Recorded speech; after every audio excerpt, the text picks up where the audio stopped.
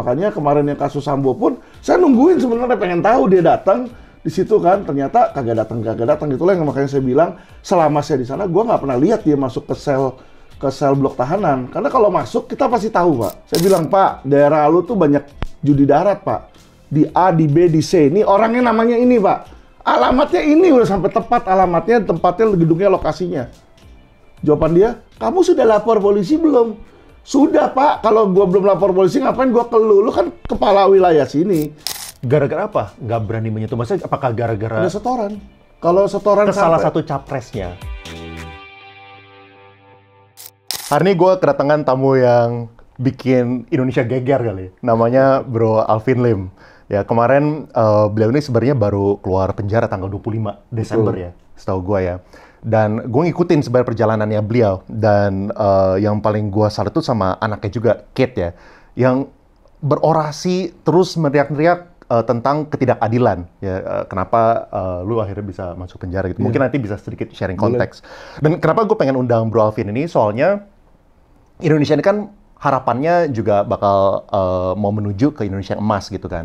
Dan kalau misalnya ekonomi mau maju, yang pasti harus ada kepastian hukum juga. Nggak boleh tajam cuman ke bawah, tapi tumpul ke atas gitu kan. Tapi boleh nggak sedikit sharing konteks? Kayak kenapa sih kok lu bisa akhirnya masuk penjara, dan kenapa akhirnya Kit malah teriak-teriak gitu? Jadi, kita udah tahu, kita itu kemarin ini sedang menangani kasus besar sekali, yaitu kasus Koperasi Indosuria. Itu adalah skema Ponzi terbesar di Indonesia dengan kerugian 106 triliun transaksi keuangannya. Nah, ketika saya mengusut transaksi itu, kenapa kok kasusnya mandek sudah 3 tahun di Mabes? Ternyata ada oknum di Kejaksaan Agung, ya kan, tinggi, Jenderal Bintang 2. Dia yang menahan agar kasus itu nggak bisa naik. Jadi dia bikinlah P19. Bagi orang yang nggak tahu, P19 adalah petunjuk yang jaksa berikan kepada polisi agar untuk dipenuhi. Nah, kalau petunjuknya itu mustahil, ya sampai mati juga nggak akan bisa dipenuhi. Nah, petunjuk apa yang mustahil? Contoh, ya kan. Jadi salah satu petunjuknya adalah si jaksa itu minta polisi memeriksa seluruh korban 24.000 orang. Mungkin nggak itu 24.000 orang diperiksa dalam waktu 120 hari? Karena kan tersangkanya ditahan nih. 120 hari kan dia harus naik dari kepolisian ke kejaksaan berkasnya. Nah, 120 hari nggak mungkin periksa 24.000 orang dari Sabang sampai Merauke. Orang periksa 10 aja itu bisa sebulan 2 bulan. 10 saksi, ini 24.000 saksi. Sampai kadaluarsa pun pasti juga nggak akan selesai itu. Makanya kita tahu itu impossible punya petunjuk. Nah, saya bongkar itu ke masyarakat. Saya bilang, nih P19 ya dari kejaksaan. Kejaksaan marah. Bagaimana kamu bisa punya data yang sangat sensitif? Itu hanya data yang dapat dari Jampidum, yang diberikan Jampidum kepada si Tipitexus katanya. Ini konfidensial Pak. Bapak bisa ini rahasia negara apa segala macam. Saya bilang kalau rahasia negara lu laporin gue aja ke polisi. Saya bilang gitu. Susah amat, saya bilang kan. Saya dapetnya dari orang kamu kok. Bingung dia kan. Lah, kok bisa dapat? Ya iyalah, kita kan jaksa kenal, polisi kenal, ada data juga kita bisa ambil kok di situ. Akhirnya mereka ngancem waktu itu. Kalau sampai saya ikut campur, saya mau dipenjarakan. Kasus saya yang lama mau dibuka kembali. Jadi saya waktu itu ada kasus yang dimana di tahun 2017 itu udah pernah disidangkan di PN. Lepas, bebas. Di 2018 banding, 2019 MA.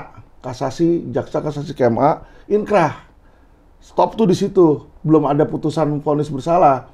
Jadi kalau Mahfud ngomong di Denny Sumargo, katanya di putusan MA itu saya kena pidana penjara. Tidak ada. Bisa dilihat itu putusannya 873 Kapit ya 2019 itu nggak ada putusan bersalah. Isinya tuntutan tidak dapat diterima, berkas dikembalikan ke kejaksaan. Jadi sama hakim tuntutannya itu ditolak.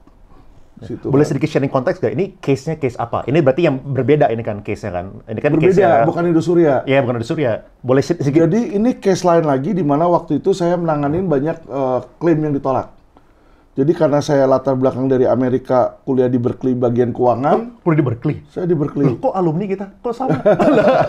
Di Cal, Berkeley. Iya. Iya, saya ekonominya di situ. Oh. ambil ekonomi. Saya satu angkatan sama Grace Tahir Oh. di situ. Nah, ketika saya selesai dari belajar keuangan, kan saya kerja juga di Amerika, Wells Fargo, US Bank, sampai terakhir wakil presiden rekening kota San Francisco tuh saya handle sama mayornya di situ. Jadi karena saya latar belakang keuangan, balik ke Indonesia, saya ngurus waktu itu klaim-klaim yang ditolak.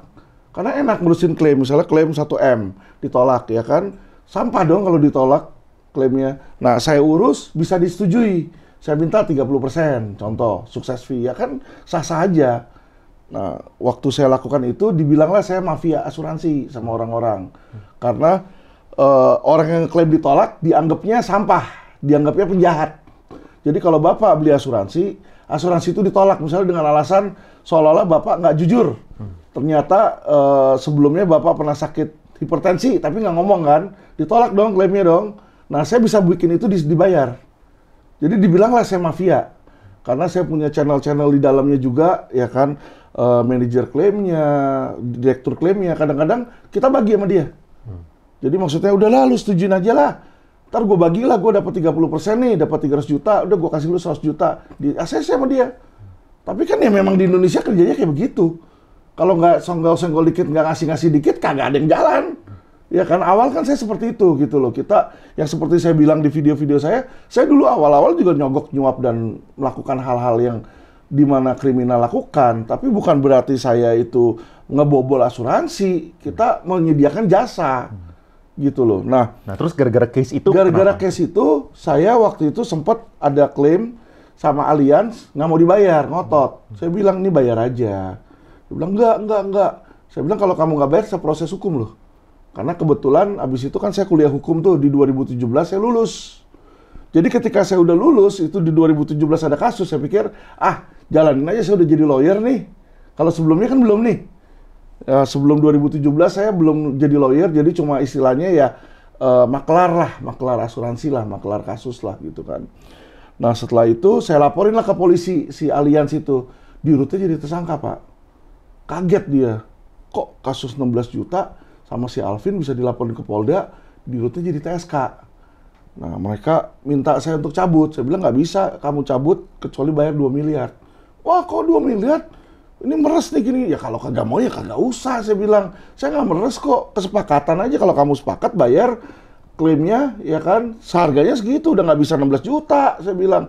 Emangnya ngurusin kasus bolak-balik 16 juta, mana dapat, saya bilang gitu kan. Akhirnya dia sampai gonta-ganti 5 law firm. Kesel dia kan, law firm terakhir dia pakai Lukas, SH. Nah, disitulah Lukas itu, dia bilang, oke, saya mau bayar di situ kan. Akhirnya nego dari 2M jadilah 1 miliar di situ.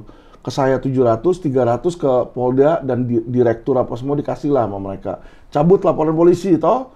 Habis laporan polisi cabut, 2 hari kemudian saya dilaporin balik. Dia bilang bukan atas kasus yang ini.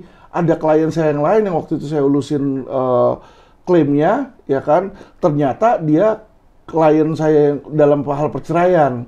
Nah, waktu itu dalam hal perceraian dia pakai alamat kantor saya untuk surat menyurat dia. Ternyata dia bikin katanya KTP palsu untuk ngelamar asuransi. Nah, berusaha dijerat di situ tuh dengan alasan saya memberikan alamat pembantuan. Nah, itu kan yang sempat lepas. Ketika lepas, ya sama Indosuria ini sama oknum jaksanya dibilang, kalau kamu nekat terus, saya buka lagi nih kasus yang di sini. Nah, karena saya pikir, wah gimana ya, 24.000 orang, ada yang udah meninggal, kasihan sakit-sakit begitu kan. Ya udahlah, saya jalan terus lah. Saya bela masyarakat. Akhirnya ya kena lah, saya jerat di situ. Jadi sebelumnya saya udah tahu, saya udah bilang sama istri sama anak saya, ini saya bakal masuk nih. Kalau saya masuk ya udah, kalian apa yang kalian bisa lakukan aja. Saya bilang gitu kan. Ya masuklah saya ke penjara. Jadi anak saya tahu saya benar, maksudnya gini loh. Dulu saya nggak benar. Saya mau berubah jadi benar. Ya kan namanya kita dari luar negeri datang balik ke Indonesia, ngelihat pengacara semua nyuap-nyogok, ya kita ikut-ikutan, Pak. Ya kan kayak kita datang dari Amerika misalnya balik ke Indonesia, terus bikin SIM aja, kalau kita nggak nembak pasti gagal itu. Jadi dia punya tanjakan lah, tinggi, apa segala macam. Padahal saya udah nyetir 18 tahun di Amerika, tapi balik ke Indonesia pasti gagal tuh. Jadi ngapain kita repot-repot, kita nyuap, maksudnya nyogok, bikin SIM nembak, langsung foto cekrek jadi, kagak ini. Jadi karena semua melakukan hal yang sama, mayoritas lah, nggak semua lah, melakukan hal tersebut, ya kita ikut-ikutan. Hal yang sama dengan lawyer. Lawyer itu mungkin 80-90% nggak mungkin kalau dia nggak nyogok, Pak. Kalau lawyer hebat yang dapat banyak kasus menang-menang terus itu kebanyakan pasti nyogok. Gitu. Jadi kita ikutin jalur itu karena kita mau sukses. Ternyata itu adalah jalur yang salah. Secara hukum kita salah karena kalau kita nyuap itu kan kita tipikor, kita melakukan. Kita penjahat tapi nggak ketangkep. Itu aja. Bener dong? Kita sudah melakukan kejahatan itu, kita tahu dalam hati. Tapi karena kita nggak ditangkap, apakah berarti kita bukan penjahat? Kita penjahat.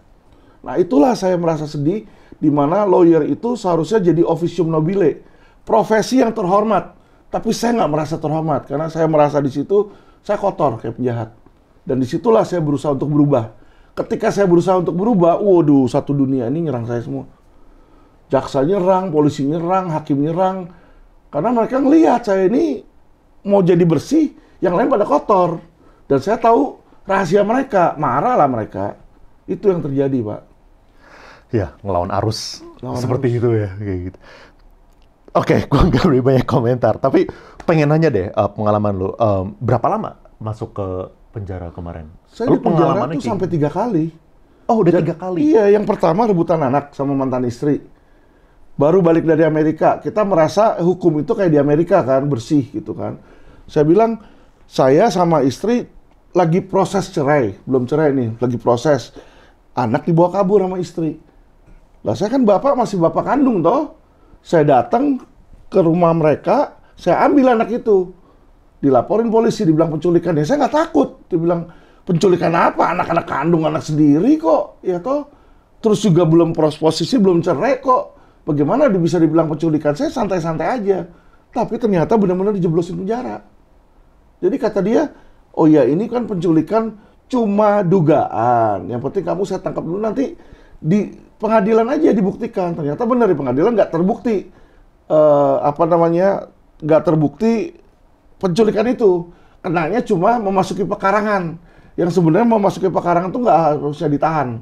Tapi karena dia pasang lah itu pasal penculikan, jadi orang bisa ditahan. Karena pasal penculikan ancamannya 12 tahun. Sedangkan pasal memasuki pekarangan ancamannya cuma 9 bulan. Jadi kalau ancaman di bawah 5 tahun tuh nggak boleh ditahan. Nah, jadi dengan alasan supaya saya ditahan, dimasukinlah pasal itu. Nah, ini saya melihat, wah gila mafianya kayak begini. Itu sampai semua loh, dari Kasubdit, Kanit, sama Dirnya. Dan mereka itu ternyata yang bermasalah ketemu lagi sama saya di kemudian hari. Kanitnya itu waktu itu masih namanya itu terakhir mana? Jadi ketika saya di Uya-Kuya, saya sebut. Saya udah tahu gelagat dia. Saya pertama kali waktu ditahan itu kasus penculikan anak, saya bilang, Pak Komandan, ini anak saya loh. Kok bisa saya dituduhkan penculikan? Ya kan? Nggak apa-apa, ini kan kita polisi. Pasas praduga, Bapak belum bersalah kok, dia bilang. Yang penting kita punya kewenangan, nahan Bapak dulu. Nah di situ saya ditekan suruh balikin anak. Lah mana bisa? Anak-anak saya disuruh balikin ke pihak sebelah. Berarti kan kamu siding dong. Maksudnya berpihak dong, keberpihakan. Saya nggak mau. Saya bilang, ya udah lalu tahan aja. Makanya saya ditahan lah itu sampai 9 bulan. Oh, 9 bulan? 9 bulan waktu itu. Berarti bukannya innocent until proven guilty ya? Tapi yeah. Guilty dulu, lalu silakan buktikan innocent. Iya. Gitu. Padahal nggak terbukti itu saya menculik anak. Jadi itulah saya mulai belajar di Indonesia. Waduh gila ini. Hukum seperti ini ya kan. Akhirnya apa yang terjadi setelah saya anak tetap di saya, karena saya kan nggak mau kasih itu. Saya udah keluar bebas, udah dia nggak bisa ngapa-ngapain toh, karena saya udah jalanin hukuman. Nah akhirnya saya pikir udahlah saya harus belajar hukum ini. Kalau saya nggak ngerti hukum, saya punya bisnis apapun bisa dibolak-balik kayak begini, harta saya juga bisa diambil sama mereka. Bodoh saya kalau kayak gitu. Saya harus ngerti dulu nih hukum di Indonesia. Disitulah saya mulai kuliah hukum lagi.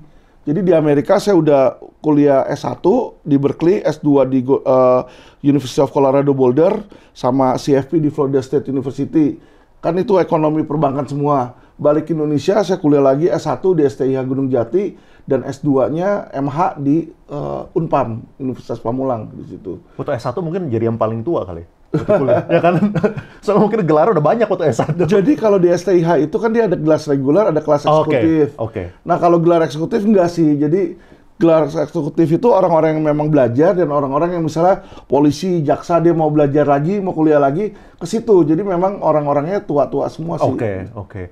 Terus mau nanya deh, pengalaman di penjara itu kayak gimana? Kan apakah benar itu tuh ada sampai apa ya? Kalau misalnya punya duit, artinya bisa punya fasilitas lebih, bisa punya AC, bisa punya handphone gitu. Benar sih itu.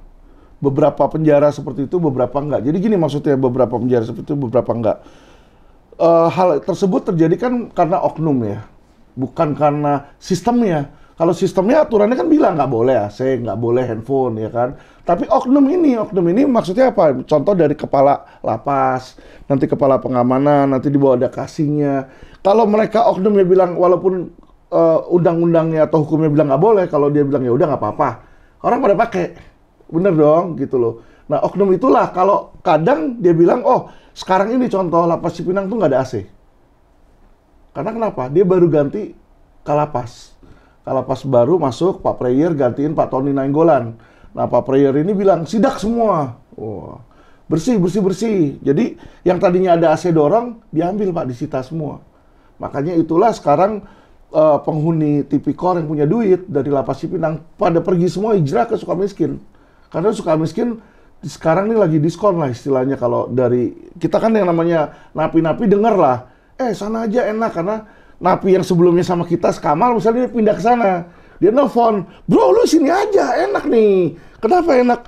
50 juta bos, lu bayar, lu 10 hari di luar. Jadi dalam setahun, lu bayar setengah tahunnya, lu bisa di luar, dia bilang kan. 1 tahun, setengah tahunnya bisa di luar? Bisa.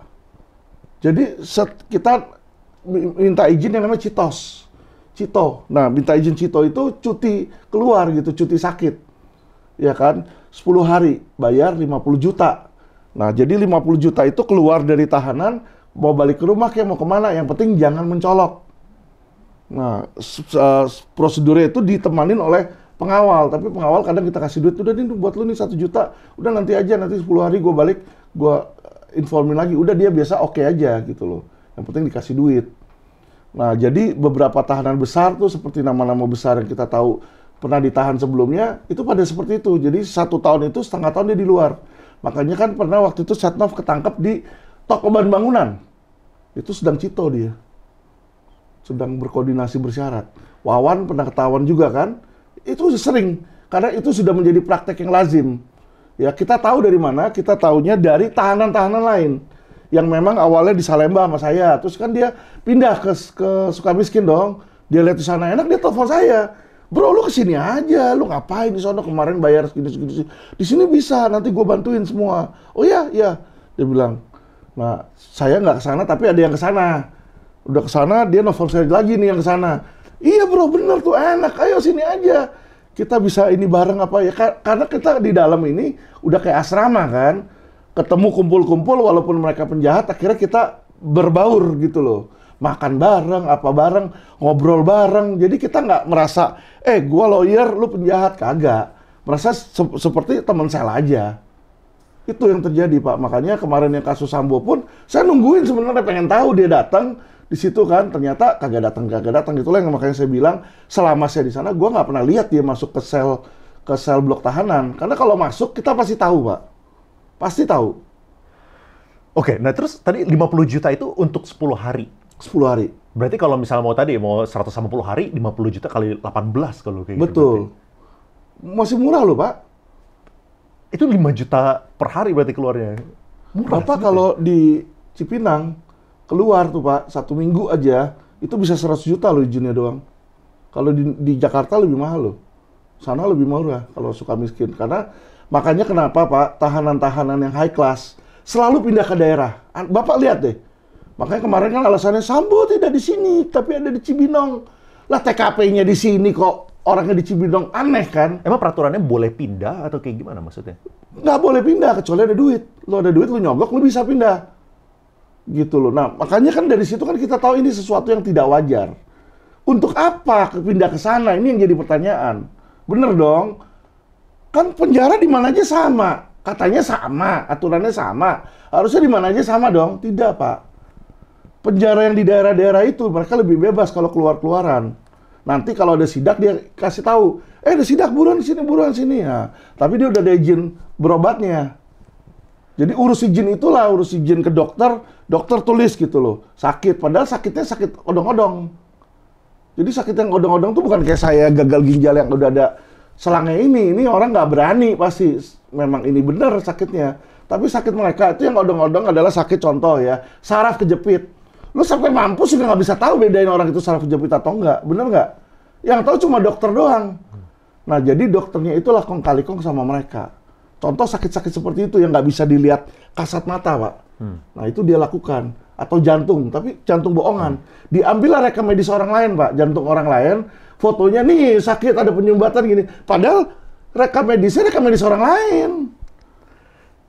Nah, gitu loh. Dulu kan setahu gue ya, 2018 itu kan pernah disidak tuh yang suka miskin kan. Betul. Dan sempat heboh itu kan. Betul. Kan katanya diberesin, disidak segala macam. Berarti itu apa ya? Mungkin beresinnya waktu viral aja gitu ya. Setelah itu orang pada lupa, ya balik ke seperti biasanya sebelum-sebelumnya. Ya betul, Pak. Jadi sebenarnya yang ini, oknum, kalau dibilang mafia, oknumnya itu mohon maaf, Pak. Kalau menurut saya sampai ke menteri. Jadi kalau menteri yang mengatasi lapas ini, Menkumham, ya sampai menteri. Kenapa saya bilang oknum sampai menteri? Karena menteri pun tahu semua pakai handphone, Pak.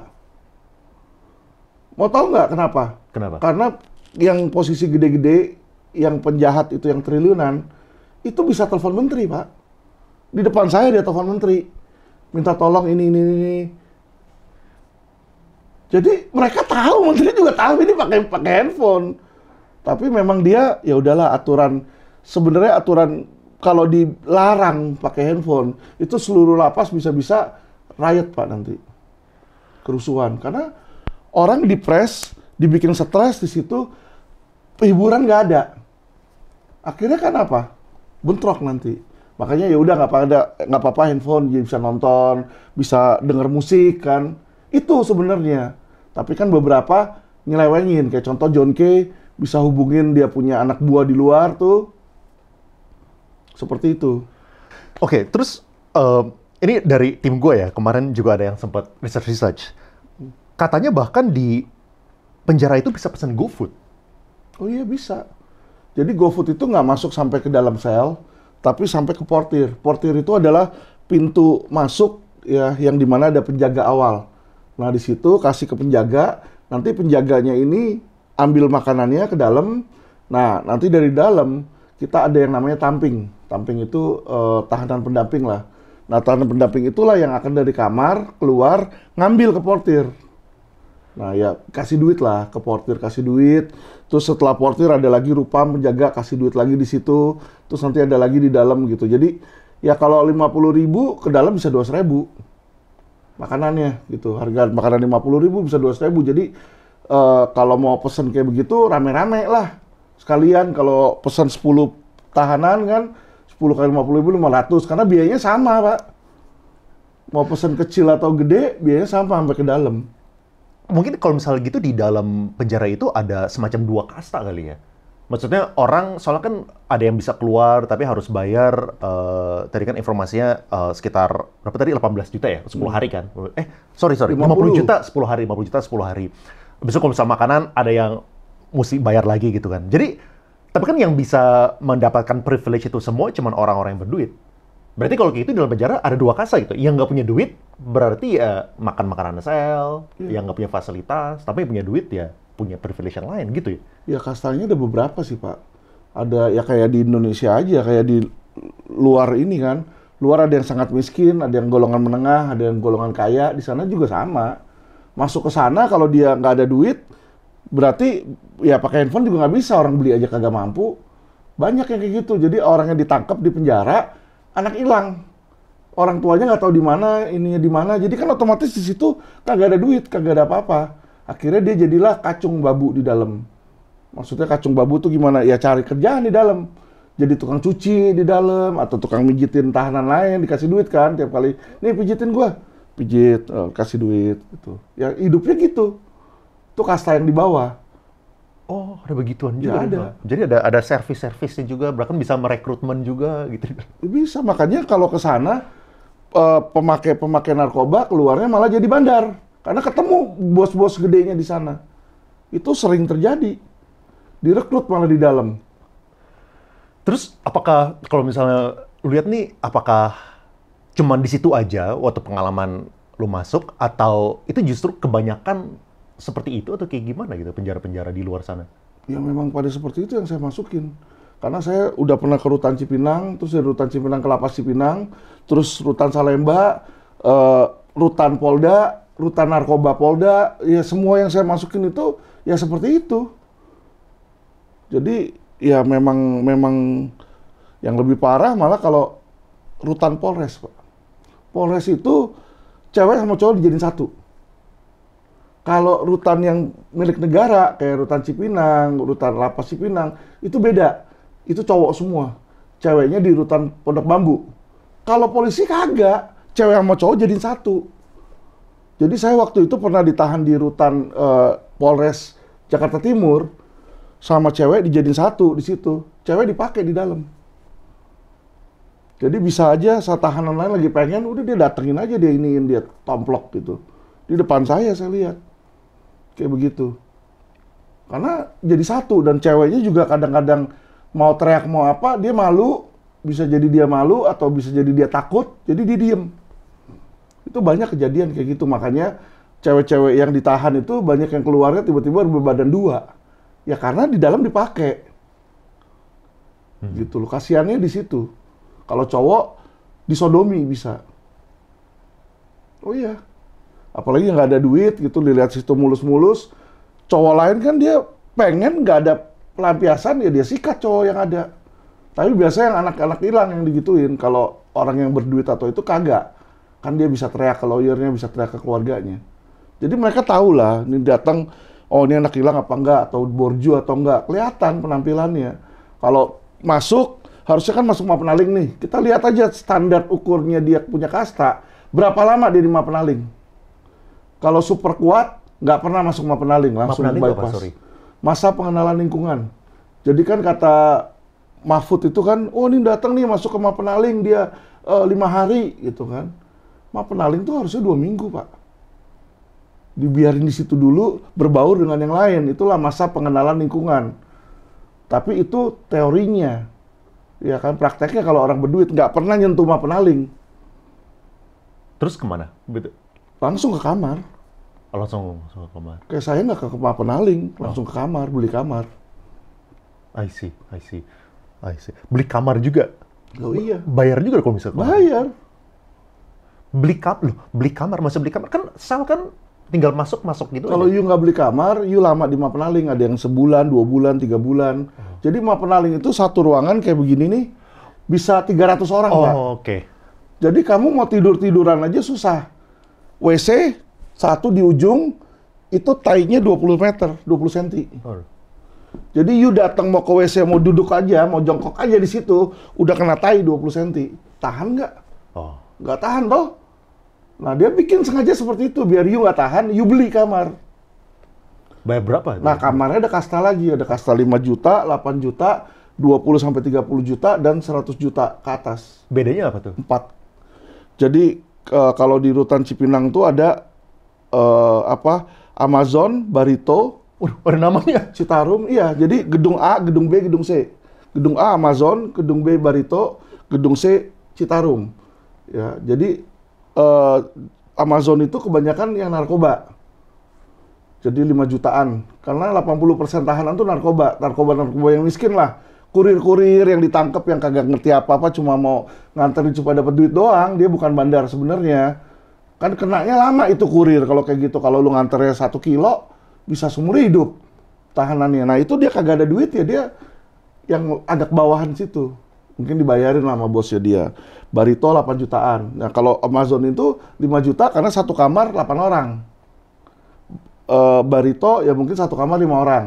Kalau Citarum satu kamar 3 orang, kadang-kadang 2 orang, kadang-kadang seorang. Makanya 20-30 jutaan nih satu orang. Jadi satu Per ruangan malam? tuh bisa dapat 80 juta mereka. Oh, tapi per apa? Oh, sekali bayar jadi bisa milih ruangan gitu. Iya, Tapi mau ruangan yang mana? iya. Jadi mau Amazon, Barito, Citarum bisa Itu per apa Mas? Per bulan? selama di situ. Oh, sama di situ. Iya. Iya, iya, iya. Nah, terus ada lagi yang super spesial, isolasi. Isolasi yang buat tipikor itu minimal 50 juta karena satu kamar ukuran 1 kali 2 meter satu orang.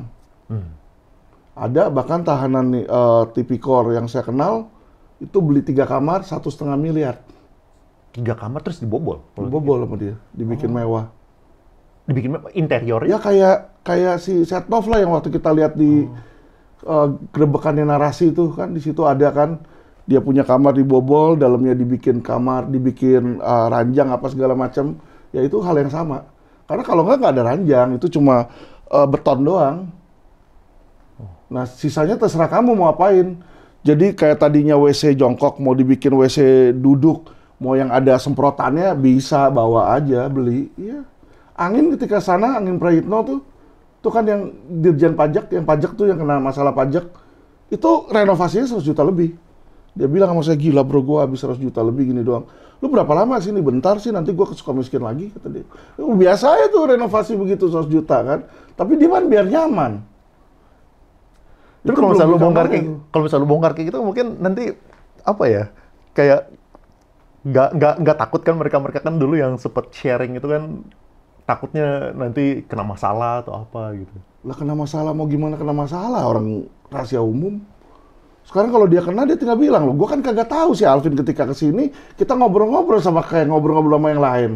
Dan dia juga kan udah tahu. Dia nggak ngomong juga, teman-teman lain sebelah-sebelahnya kan tahu. Gitu loh. Jadi kan mereka juga, ya mau gimana, rahasia umum sebenarnya. Terus kemarin waktu, kan lu kan sempat mention mengenai FS gitu kan.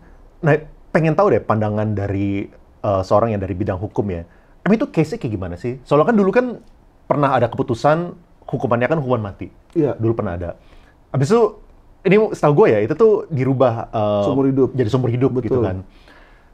Nah, apa ya perspektif Bro Alvin nih kalau misalnya kayak gitu? Apakah nanti suatu saat bakal berubah lagi? Oh itu pasti berubah Pak. Pasti berubah. Karena gini, ada KUHP baru, KUHP nomor 1 tahun 2023. Itu kalau Bapak lihat KUHP baru tersebut menghapuskan hukuman mati. Jadi hukuman mati itu bisa dirubah menjadi hukuman seumur hidup. Dan hukuman seumur hidup bisa dirubah menjadi hukuman 20 tahun. Itu dia dikasih di situ. Jadi seumur hidup, ya sekarang kan si FS ini udah seumur hidup kan. Jadi kalau dia di penjara dan berkelakuan baik dalam tanda kutip berdasarkan penilaian si kepala lapas lah gitu kan. Lu mau berantem di dalam kalau lu nyogok, lu punya rekod dibilang kelakuan baik, ya kelakuan baik dah gitu kan.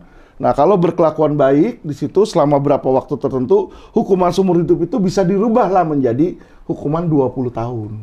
Itu ada aturannya di KUHP yang baru 2023. Oh, baru dibikin berarti? Loh, yang baru disahkan itu. Kan KUHP sekarang udah ada KUHP nasional. Kalau KUHP yang dulu kan masih zamannya Belanda. Sekarang udah ada yang baru. Berarti kalau misalnya kayak gitu, orang dulu pada heboh-heboh, ya bagus, ini keputusannya seperti itu nggak ada artinya juga dong kalau Ya misalnya mereka gitu. kagak ngerti aja. Kalau kita ngerti hukum, ngelihat kayak begitu ya udah nyantai aja sebenarnya. Jadi yang saya bilang Pak, sebenarnya hukuman penjara itu tidak membuat efek jerak. Karena hukuman penjara dia mau keluar masih bisa, mau nonton bioskop masih bisa, Gayus mau nonton di Australia, nonton tenis masih bisa. Nah efek jeraknya di mana?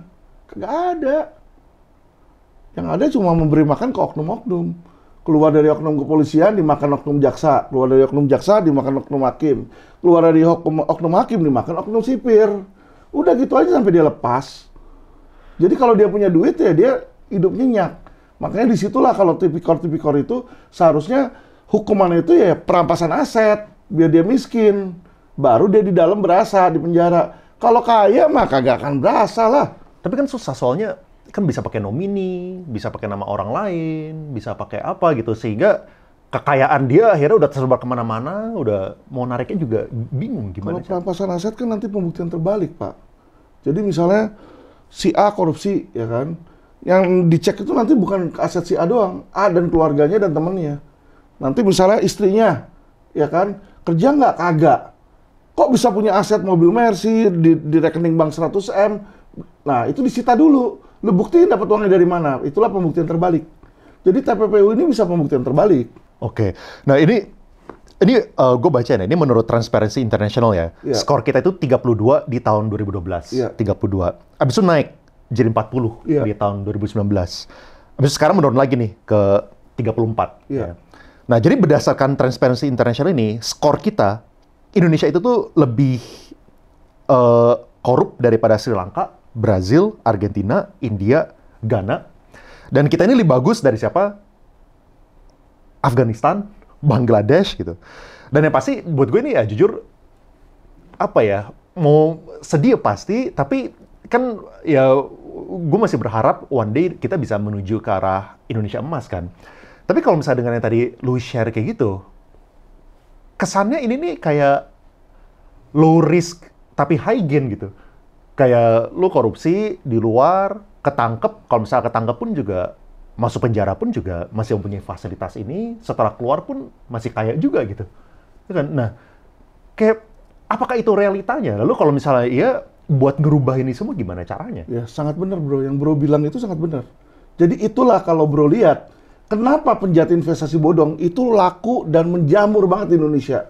Coba you bayangin, kalau di Amerika you bikin investasi bodong, ya kan ponzi scheme, lihat tuh kayak Madoff, hukumannya berapa lama? Di sini, Henry Surya sempat hukumannya vonis bebas, bro. Lu udah nyuli 107 triliun, hakim ngetok vonis bebas. Nyuap toh.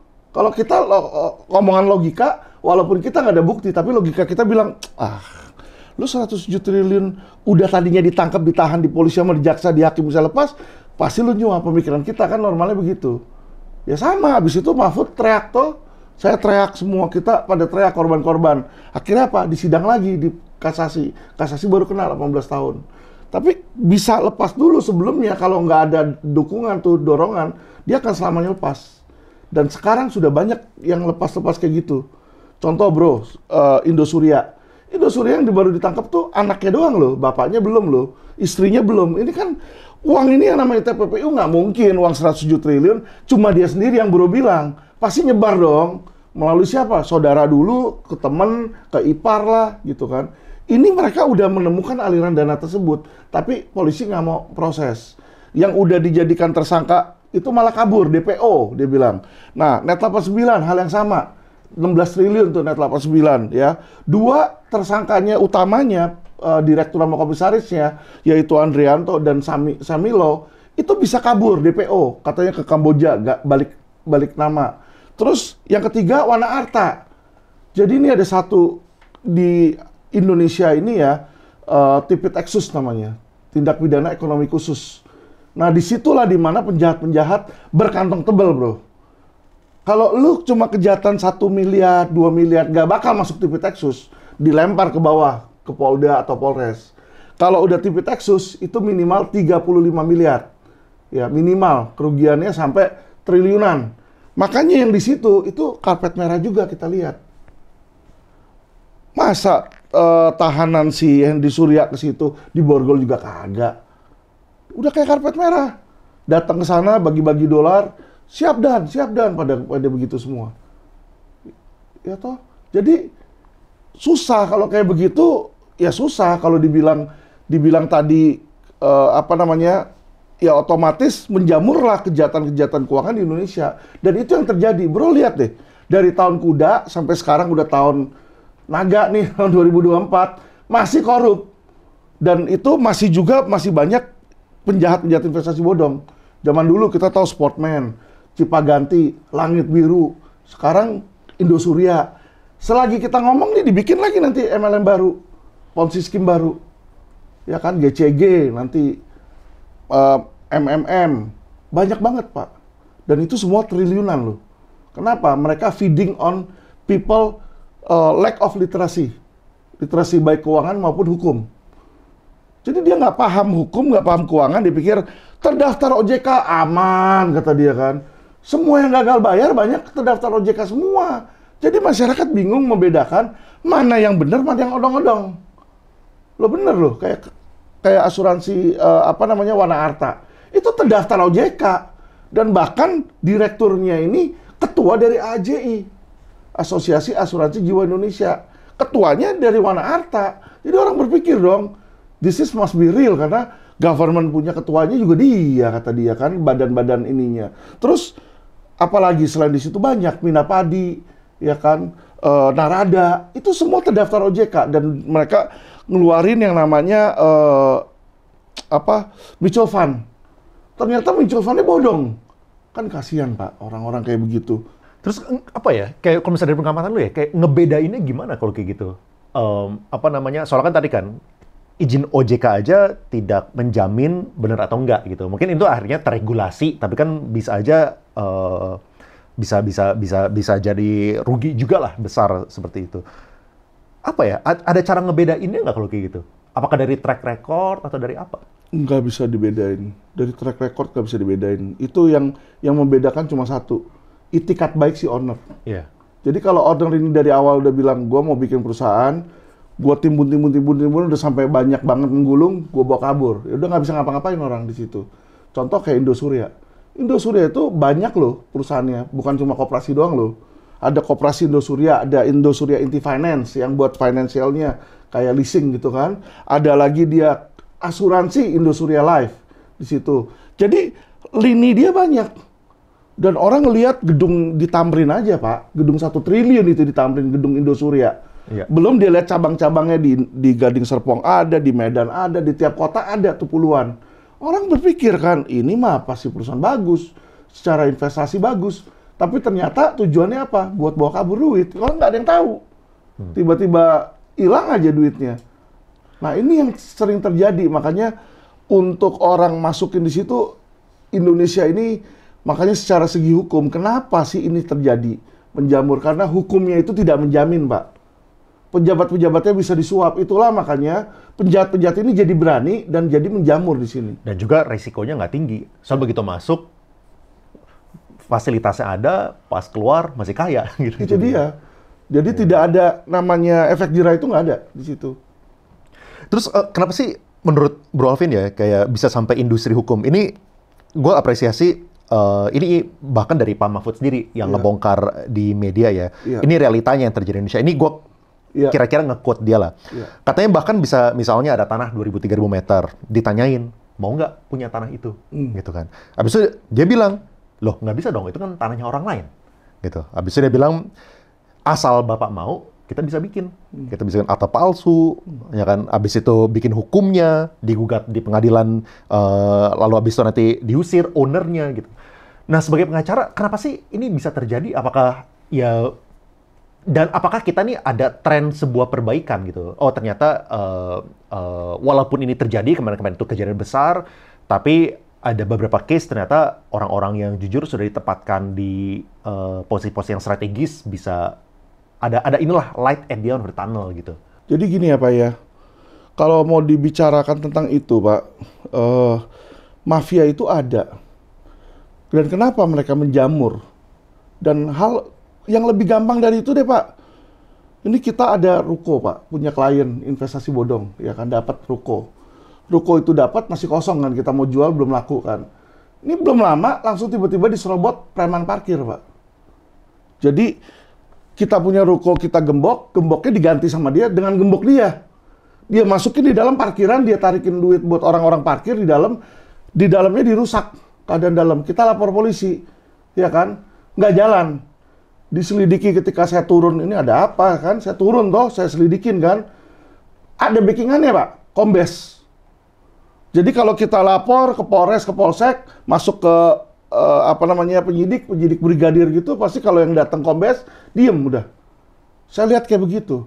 Kecuali kalau saya nggak takut. Lu mau Kombes kek, ya kan?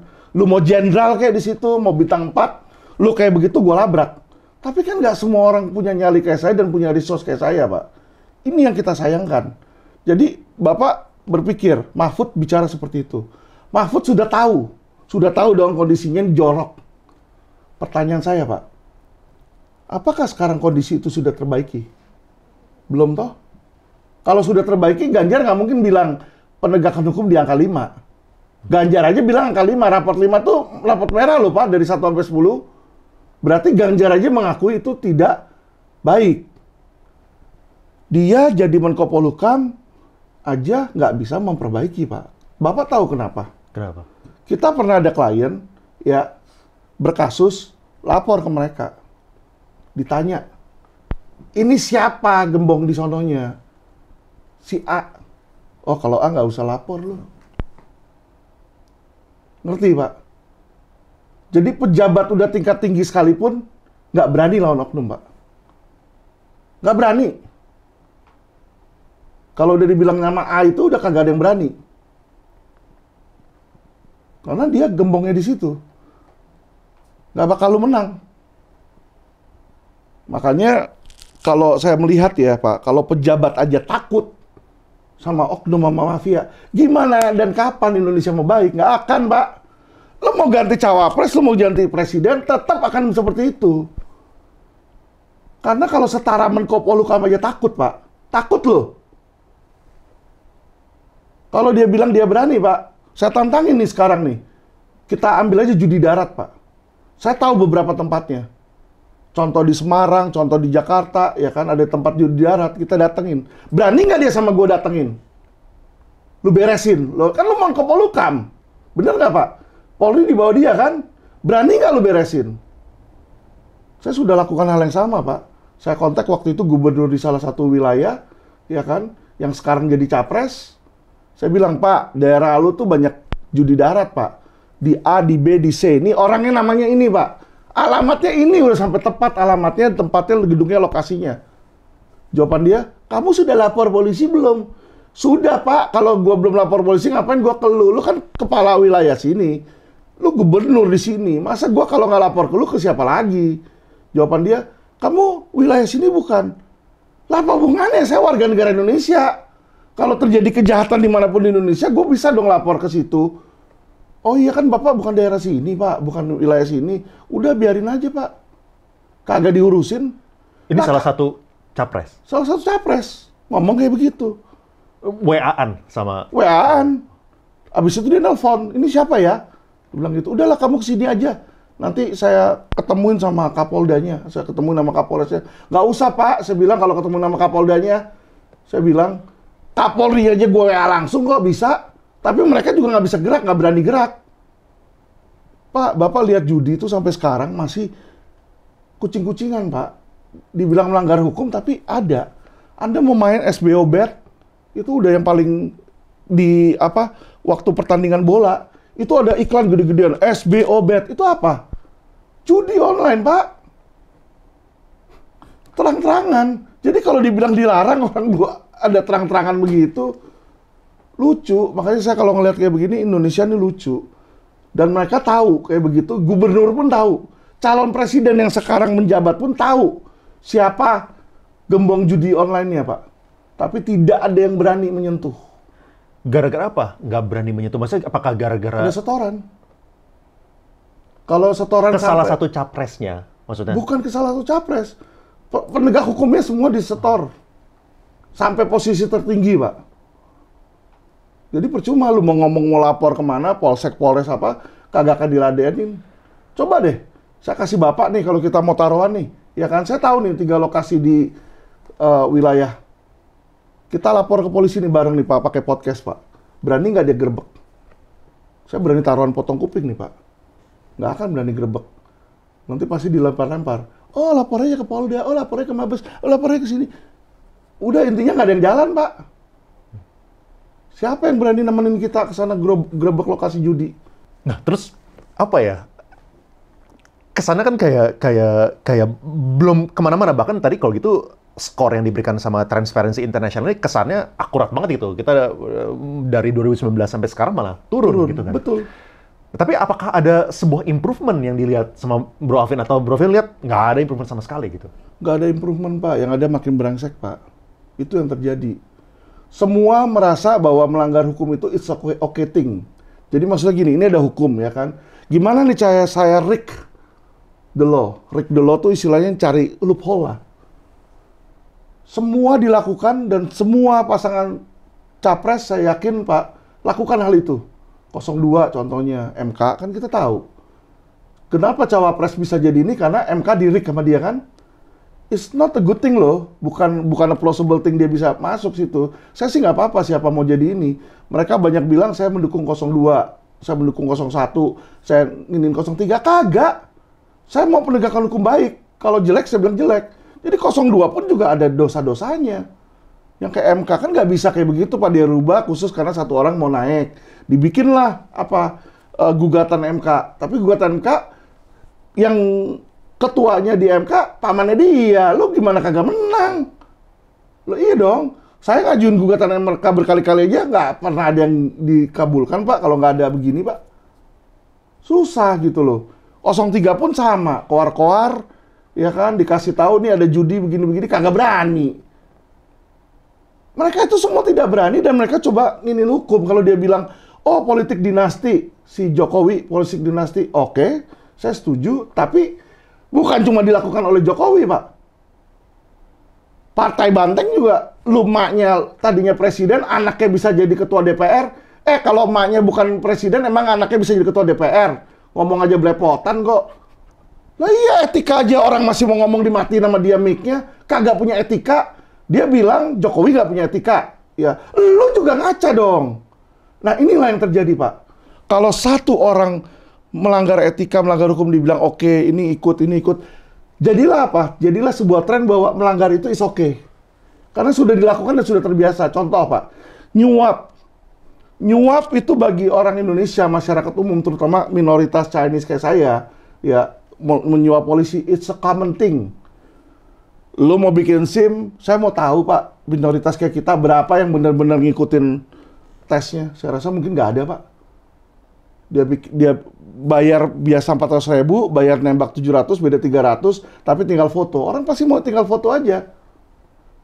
Padahal kan itu melanggar hukum, tapi sudah menjadi sebuah kebiasaan, Pak. Sama di penjara juga begitu. Pakai handphone, itu sebenarnya dilarang. Tapi karena semua pakai, mayoritas pakai yang punya duit, jadi common thing. Bahkan sipir ngelihat juga oke aja, Kakanwil ngelihat oke aja, menteri ngelihat tahanan pakai handphone pun juga oke aja. Padahal itu dilanggar loh, melarang loh. Nah, terus dengan lu udah ngelihat semua ini, lu ada sebuah regret nggak sih balik Indonesia kalau gitu? Maksudnya kan udah 18 tahun di Amerika kan. Karir pasti udah tinggi lah 18 tahun di sana ya. Itu gue tahu gaji di sana pasti gede-gede gitu. Terus lu balik ke Indo, abis itu melewati semua hukum yang pastinya tidak jelas sebenarnya bisa dibandingin sama Amerika gitu, kayak gimana gitu? Kalau dibilang regret kagak ya, karena kalau saya nggak balik ke Indonesia, saya nggak akan dapat kid. Gitu loh, saya nggak akan ketemu istri saya. Jadi hidup kan pasti berubah. Jadi kalau dibilang regret kagak. Saya masuk penjara pun saya nggak regret, karena di situ saya belajar melihat bagaimana seseorang itu dikriminalisasi yang lebih parah dari saya banyak di dalam. Ada yang dihukum seumur hidup, ya kan, atau hukuman mati, nggak pernah dihukum mati, di situ dibiarin aja miskin makan sampah di dalam. Itu banyak yang lebih parah dari saya.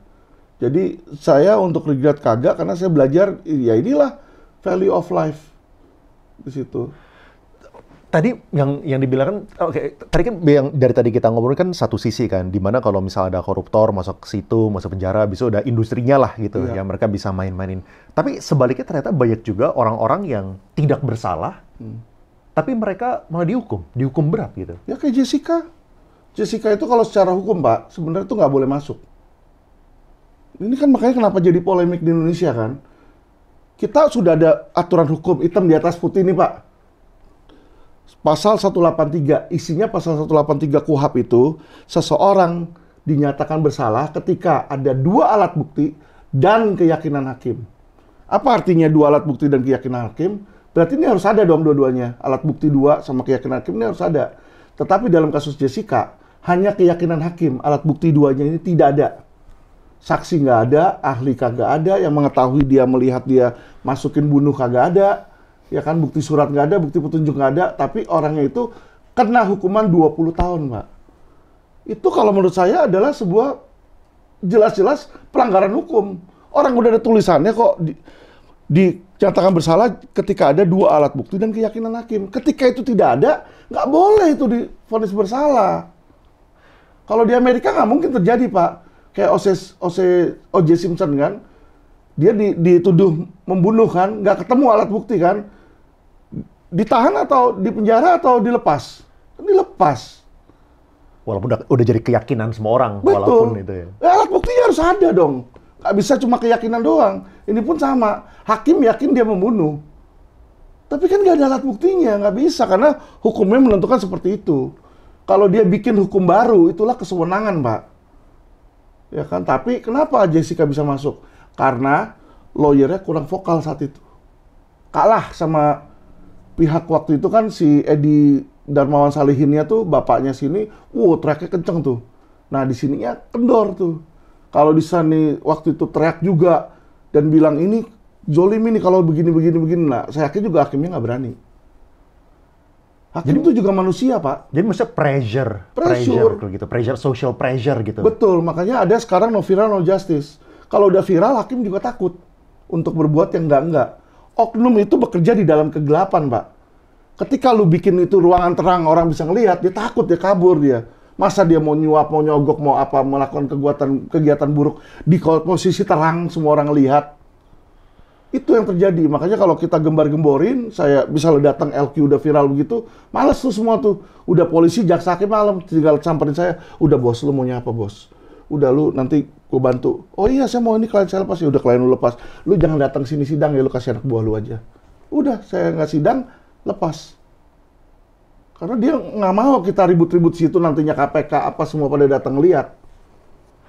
Nah, terus dulu kan lu kan sempat waktu balik Indonesia kan mengikuti arus lah ya, apa cara-cara semua orang lo ikutin juga gitu kan. Nah, terus sekarang kan at least lu berubah ya kan, supaya mau coba lawan arus nih gitu kan, supaya jujur bersih.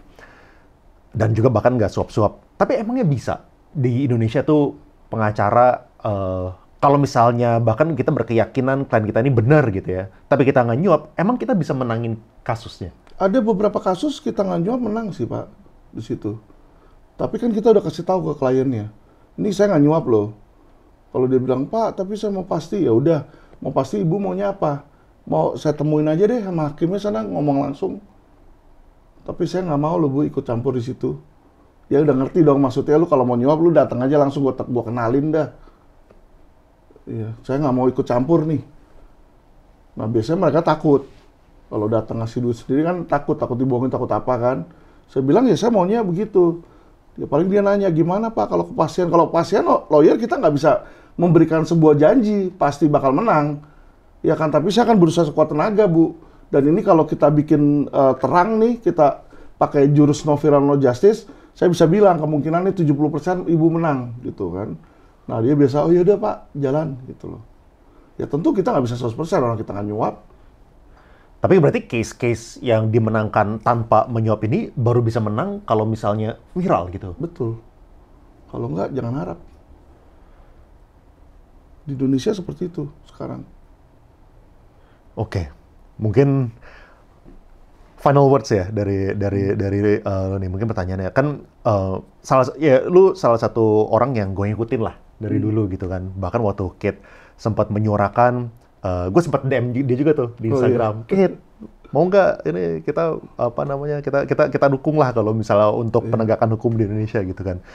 Nah, tapi kan Kate juga menyuarakan gara-gara lu sempat sakit kan. Tadi lu juga sempat sharing gitu kan. Boleh nggak sih sharing kayak itu sakit apa, lalu emang sampai separah apa gitu? Jadi waktu saya di luar itu sebenarnya udah sakit, tapi sakit-sakitnya cuma sakit hipertensi sama diabetes.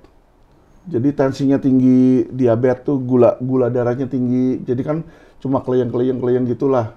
Nah, itu ketika saya sakit pun jaksa bilang saya pura-pura waktu itu. Dia bilang, kok sidang sakit. Lah, sebelum sidang saya periksa dokter bilang saya sakit. Terus mau ngomong apa? Sampai dokternya diperiksa di depan pengadilan juga dia bilang, ya memang si Alvin sakit. Nah, ketika saya sudah nggak kerja lagi, maksudnya ketika saya ditahan kan saya nggak kerja kan, nyantai di situ.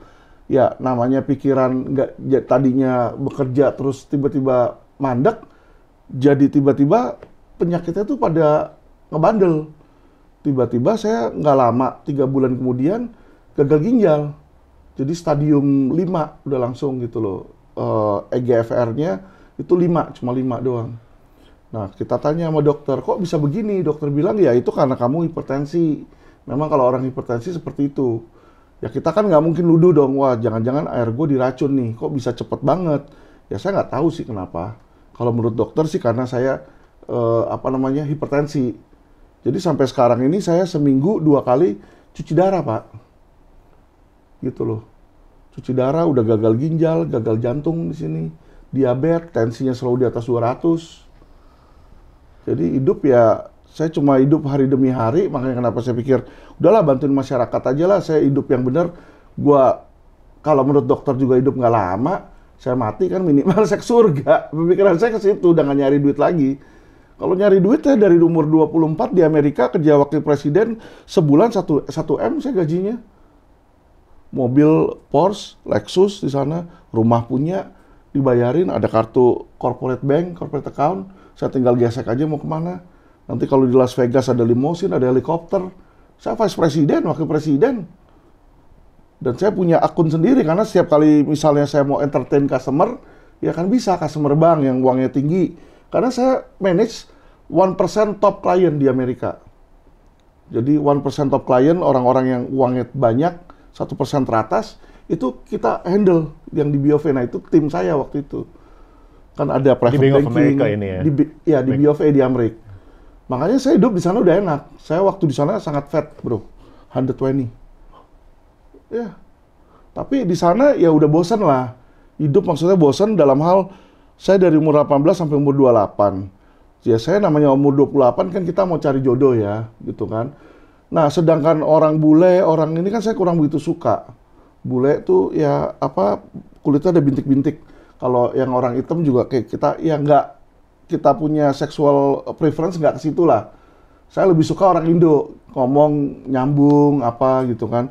Tapi orang-orang Indo yang sepantaran sama saya, itu sudah pada pulang Indo. Umur 28 kalau cewek, kalau nggak disuruh kawin sama bapaknya, lu disuruh balik pasti. Jadi kesepian saya di sana. Nah, adalah orang cewek-cewek baru umur 18, misalnya baru kuliah, mau kuliah ke sana, saya deketin. Saya umur 28. Bapak emaknya ketakutan. Iya kan, sampai dia lihat, kamu bisa, jangan dulu, kamu sekolah dulu. Sampai kemana-mana, emaknya nganterin tuh ke sekolah aja, duduk di depan kelas kan, gue mau ketemu juga susah kan gitu loh. Jadi, aduh susah banget gitu kan, udah berpikirlah suatu saat, udahlah saya pulang aja lah ke Indo lah. Di Indonesia kan banyak, saya pikir ya udahlah pulang, makanya saya ke Indo. Oke, nah terus emang, tentu kalau misalnya gue berharap dokternya salah ya, lu bisa panjang umur, soalnya lu bisa menyuarakan hal-hal inilah buat kebaikan negara kita. Tapi emang menurut dokter, waktunya berapa lama lagi? Kalau dokter bilang sih, 2 tahun, 50% dari penderita gagal ginjal stadium 5 ini dalam 2 tahun itu meninggal. 50%. Tapi ada 50% chance bisa lebih dari 2 tahun.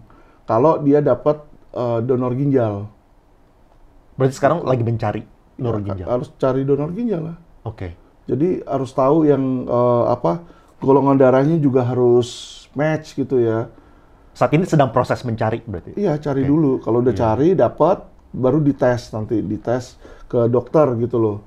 Jangan sampai nanti ketika dipasang di sini, tiba-tiba dia reject, badan nolak. Akhirnya malah lebih cepat lewat. Gitu. Jadi kita nggak mau sembarangan sih. Gitu. Iya, pasti. Nah, dengan waktu yang ya 50% probabilitas ini kan lumayan singkat gitu ya. Iya. Lu nggak pakai waktu ini untuk justru enjoy life sama anak, ya jalan-jalan lah, keluar negeri lah, santai aja gitu. Nggak ada kepikiran kayak gitu? Bahkan masih kerja, masih... Saya usia udah 47, bro. Neraka dunia udah saya jalanin. Surga dunia pun juga udah saya nikmatin. Apalagi udah nggak ada regret. Dalam hal regret ini, apalagi mau dicari misalnya. Ya kan, mobil mewah, mau limosin aja saya di Amerika udah pernah pakai. Usia muda, dan for me it's, ya biasa aja sih, mobil doang. Ya kan, mau naik private jet juga udah biasa. Nah terus apalagi yang kita mau iniin gitu loh. Rumah mewah ya, teman-teman klien-klien saya datang ke sono, rumahnya kayak istana. Tapi saya aja rumah 400 meter aja, kalau nggak ada pembantu lebaran pusing istri bersihinnya. Gimana rumah mau 1000 meter, kemana saya mau bilang, udah kita beli yang 1000 meter, bini ngoceh. Ini bersihinnya gimana nih nanti kalau nggak ada pembantu? Katanya. Aku sih nggak sanggup loh bersihin. Ya kan? Lah terus kita mau Ada yang ketawa di situ, ada yang ketawa. Lah iya, saya kan bilang, bini gue beliin buat lu deh nih ya, rumahnya 1000 meter. Gila, kata dia, ngapain? Tinggal cuma aku, dia, sama si Kate, bertiga kan. Rumah gede-gede. Nanti kalau manggil anak juga susah itu, pakai walkie-talkie juga bakal susah itu manggilnya katanya. Udahlah nggak usah kata dia kan. Yang ada ngundang maling katanya kan. Ya juga sih, ya udah saya bilang, ya terus mau ngapain lagi hidup, cari duit, udah ada duit. Aset udah puluhan, properti, apartemen, mau di Indonesia, di Amerika ada. Uang di Indonesia ada, di Singapura ada, di Amerika ada. Mau ngapain, nggak pusing. Mau Indonesia hancur gimana pun juga, saya tinggal ke Singapura, saya tinggal ke Amerika. Saya masih ada uang yang bekas di sana. Di Amerika saya udah beli rumah, ada rumah, saya sewain. Kalau saya mau kapan yang mau balik, tinggal balik. Jadi, apalagi gitu loh, maksudnya kita mau cari apa sama anak-anak sekolah. Paling saya pergi sama dia weekend, Sabtu Minggu. Mau keluar negeri nggak bisa bro. Kenapa nggak bisa? Saya harus cuci darah. Jadi Selasa Jumat saya cuci darah, kalau saya mau pergi Rabu Kamis Jumat udah harus balik. Kalau nggak Jumatnya harus cuci darah di luar negeri, susah. Kalau cuci darah di luar negeri itu harus pre-screening dulu. Ya kan, harus diuji coba dulu. Kayak contoh ada HIV nggak, karena kalau ada HIV nggak bisa tuh satu mesin pakai buat rame-rame. Mesin itu saya pakai, ya saya doang. Karena ada penyakitnya gitu loh. Karena kan darahnya masuk ke situ. Jadi hal seperti itu nggak bisa sembarangan kita main asal ke luar negeri lagi. Jadi saya udah nggak bisa kemana-mana. Ya udah saya pikir ini ya mau nggak mau ya itulah kalau Tuhan bekerja. Ya kan Nabi Yunus disuruh ke Niniwe nggak mau, dia pergi ke laut, dimakan paus, balik juga ke sana. Ya kayak saya juga gitu, mau keluar negeri mau kemana kagak bisa, disuruh berkarya di Indonesia, ya kan di bidang hukum ya udahlah, nggak bisa kemana-mana ini. Ya udah saya teriak-teriak aja ke sana. Saya teriak kenapa? Orang bilang, lu ngapain nih teriak bikin gaduh? Kagak. Itu adalah strategi no fear no justice. Kalau saya polisi diberi kewenangan, saya lawyer tapi diberi kewenangan untuk nangkap, saya nggak akan ada waktu untuk teriak-teriak bos. Saya akan di luar, saya tangkap-tangkapin itu penjahat. Lah kan kita lawyer nggak ada kewenangan menahan. Yang ada kewenangan menahan, menangkap, menyelidiki siapa? Polisi. Sedangkan polisinya tidak punya kemauan untuk melakukan hal itu. Mereka itu datang ke sana, dapat jabatan tinggi, memperkaya diri. Cari suapan, cari sogokan. Kalau kasusnya nggak ada duit, dia kagak jalanin. Inilah realita hidup. Makanya saya bisa apa? Oknum. Makanya saya bisa apa toh? Saya sebagai lawyer cuma bisa pendampingan, tapi pendampingan kita dampingi klien yang tadinya sakit terus tiba-tiba kita lihat mati, nggak ada duit, uangnya ditipu orang, sedih nggak hati kita?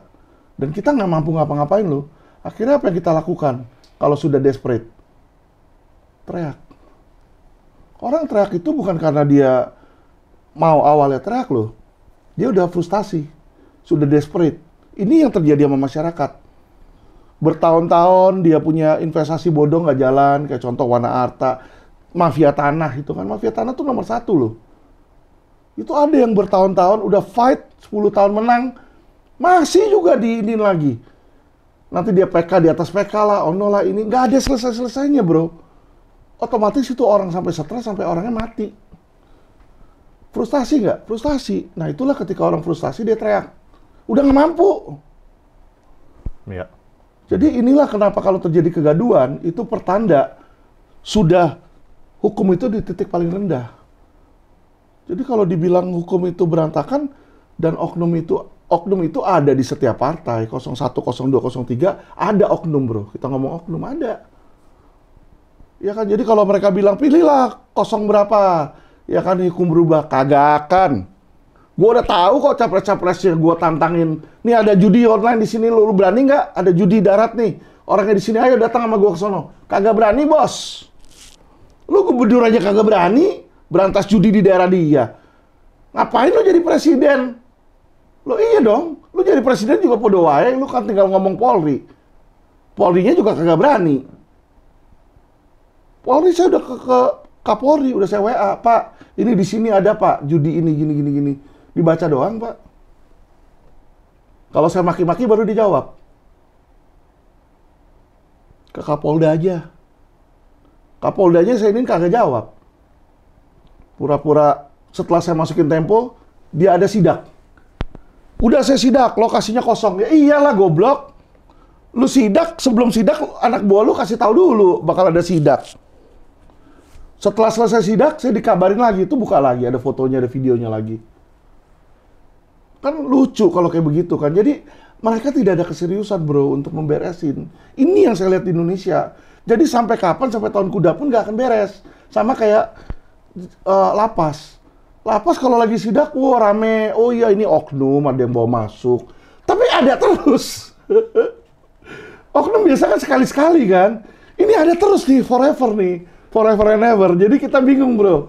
Oknumnya siapa ini gue udah bingung deh. Gue cuma garuk-garuk kepala doang deh. Kalau kita ngomong oknum, saya ketemu oknum terus nih. Gimana nih? Gue kan, ya udahlah. Ya itu keadaan Indonesia bro. Mudah-mudahan lu panjang umur supaya lu bisa bantu negara ini tambah lama, penegakan hukumnya tambah baik. Thank you banget nih bro atas Iya, waktunya. thank you bro. For your time, really appreciate it. Oke, thank you. Yeah.